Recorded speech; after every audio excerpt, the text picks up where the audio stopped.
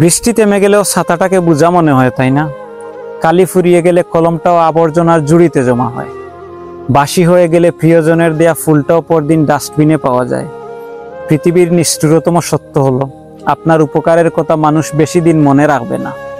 জীবনের সবচেয়ে নিদারুণ বাস্তবতা হলো, কারো কাছে আপনি কতদিন প্রায়োরিটি পাবেন সেটা নির্ভর করবে কারো জন্য কতদিন কিছু একটা করার সামর্থ্য আছে তার উপর।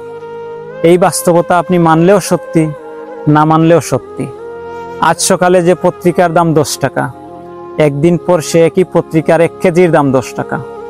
1000 টাকা খরচ করে একাডেমিক লাইফে বছরের শুরুতে যে বইগুলো গুরুত্ব দিয়ে কিনেন, বছর শেষে সেই বইগুলো কেজি মাপে বিক্রি করে দেন। সময় ফুরিয়ে গেলে এভাবেই মূল্য কমতে থাকে সবার।